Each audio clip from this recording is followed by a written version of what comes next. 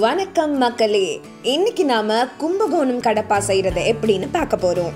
கும்பகோணம், தஞ்சாவூர், திருச்சியில இந்த கடப்பா சாம்பார் ரொம்பவே ஃபேமஸ். இட்லி, தோசைக்கு சூப்பரான சைட் டிஷ்னு சொல்லலாம். வாங்க வீடியோக்குள்ள போலாம்.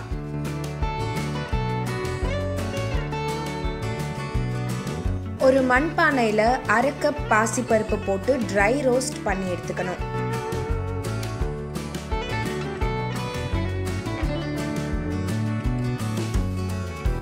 ஒரு குக்கர்ல இந்த பருப்பை போட்டு அதோட 12 பூண்டு, 2 கப் தண்ணி ஊற்றி 1/4 டீஸ்பூன் மஞ்சத்தூள் சேர்த்து குக்கரை மூடி 2 விசில் வர வரைக்கும் வேக வைக்கணும். பிறகு அடுப்பை சிம்ல வச்சு 5 நிமிஷத்துக்கு சமைக்கணும். அடுத்து ஒரு மண்பானையில 1/4 கப் தேங்காய் எண்ணெய், 4 கிராம்பு, 10 உடைச்ச முந்திரி போட்டு பொன்னிறமாகும் வரை வதக்கணும்.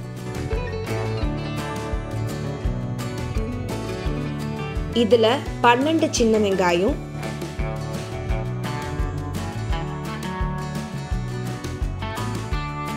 7 பச்சை மிளகாய் சேர்த்து வதக்கணும். 2 நறுக்கிய தக்காளி சேர்த்து தொடர்ந்து வதக்கணும்.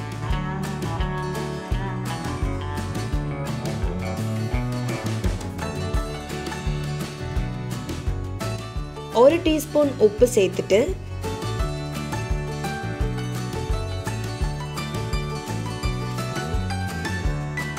தக்காளி நல்லா வதங்கின பிறகு இப்ப குக்கர்ல வேக வச்ச பருப்பை இதுல சேர்க்கணும்.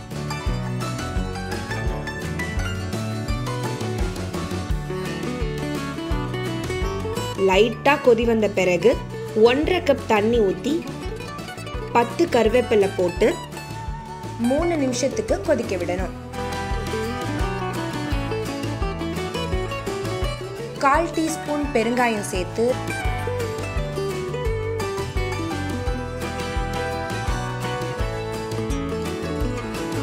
சாம்பார் நல்லா கொதிக்க ஆரம்பிச்சதும் 3/4 கப் தேங்காய் பால் ஊற்றி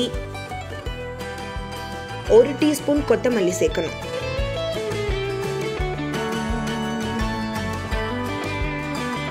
தேங்காய் பால் சேர்த்து ஒரு கொதி வந்ததும் அடுப்புல இருந்து இறக்கிடலாம். இந்த கும்பகோணம் கடப்பாவை சூடான இட்லி, இடியாப்பம், ஆப்பம் கூடலாம் சாப்பிடலாம்.